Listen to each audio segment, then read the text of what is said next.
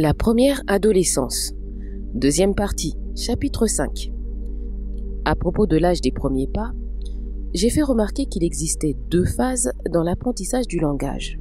Le langage passif, la compréhension, et le langage actif, la parole. De 1 à 2 ans, le langage passif prédomine. Mais entre 2 et 3 ans, la phase active du langage prend le dessus. À cet égard, le second anniversaire constitue un moment de transition et de développement rapide. Le jargon expressif est maintenant abandonné. On rencontre encore des phrases d'un seul mot, mais l'enfant commence à s'exprimer d'une manière plus complexe chaque jour. Je me permets une petite aparté pour vous apporter des précisions sur les données actuelles concernant le développement du langage entre 2 et 3 ans. Voici un résumé des capacités langagières typiques à cet âge. Selon des sources fiables, comme le service d'orthophonie du CHU d'Estrie au Québec. Vous trouverez les liens dans la description de la vidéo.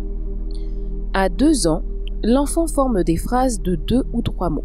Par exemple, « veux gâteau »,« moi parti ». Il utilise son prénom pour parler de lui et pose des questions simples. « Qui ça ? Quoi ça ?» Il emploie des mots pour attirer l'attention, demander ou protester. « Non, pas ».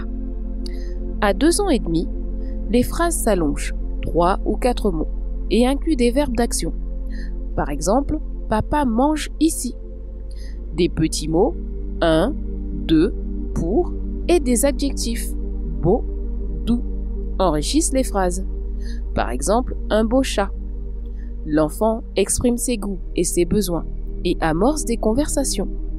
À 3 ans, l'enfant utilise correctement les pronoms. Je et tu.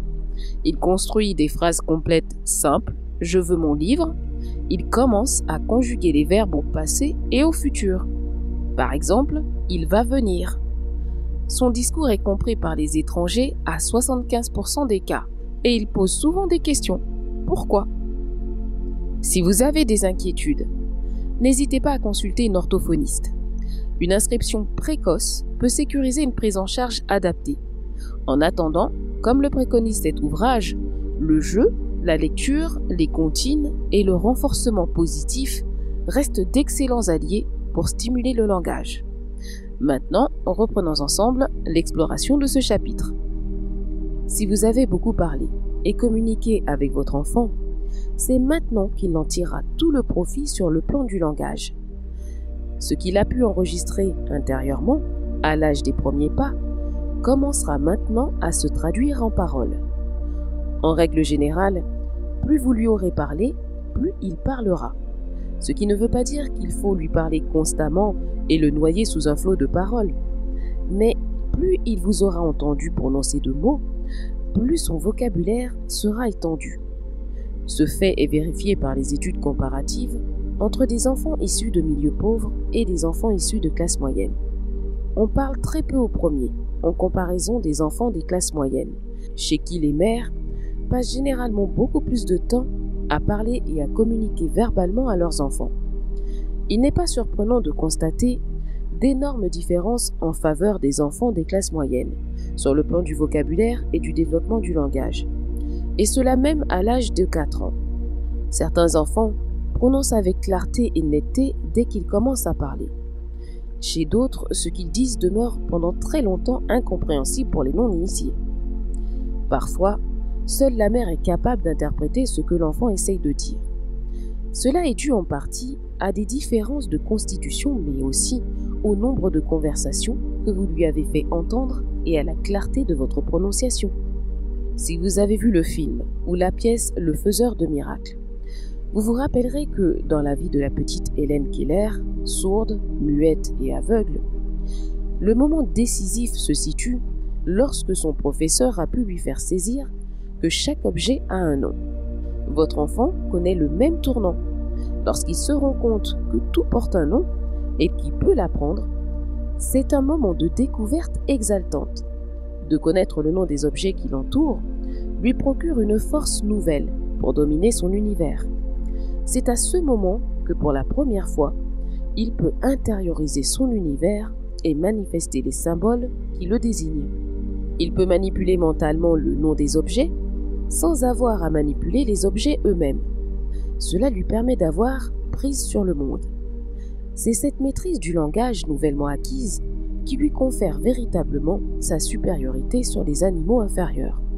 Il y a longtemps déjà, deux psychologues, le mari et la femme, Keith et Kathy Eyes, travaillant ensemble en équipe, élevèrent un bébé singe chez eux en même temps que leur fille. Ils ont raconté cette histoire charmante dans leur livre « Le singe dans notre maison ».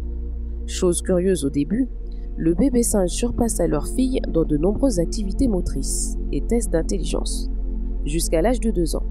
Mais à partir de 2 ans, leur fille fit tout à coup des progrès spectaculaires et bientôt dépassa de loin le jeune singe par son adresse et sa maîtrise. Quelle était donc la cause de cette différence? L'acquisition du langage par la petite fille, qui pouvait désormais intérioriser et symboliser son univers alors que le singe en était incapable. Avec cette toute nouvelle acquisition du langage, votre enfant peut commencer à conceptualiser clairement le monde. Il peut raisonner, prévoir un futur proche. L'imagination pénètre dans ses jeux. Il peut donner libre cours à sa fantaisie. Sa vie mentale a fait un pas de géant. Auparavant, votre enfant passait de longs moments à se livrer à des activités motrices telles que monter des escaliers. Désormais, pendant une très grande partie de son temps, il va s'exercer à l'usage des mots. La linguiste Ruth Ware a étudié le langage de son fils de 2 ans en enregistrant ce qu'il se disait tout seul dans sa chambre avant de s'endormir. Elle décrit cette passionnante enquête dans son livre « Le langage au berceau ». Jacobson explique dans l'introduction qu'à maints endroits, ces conversations enregistrées ressemblent étonnamment aux textes des livres d'exercices conçus pour l'apprentissage personnel des langues. Continuez donc, tant que vous pouvez, à jouer à nommer les choses avec votre enfant. À ce stade de son développement, il a ce que le docteur Gisèle appelle la soif de parler et se prêtera au jeu avec enthousiasme et sera fier de savoir le nom de tant de choses.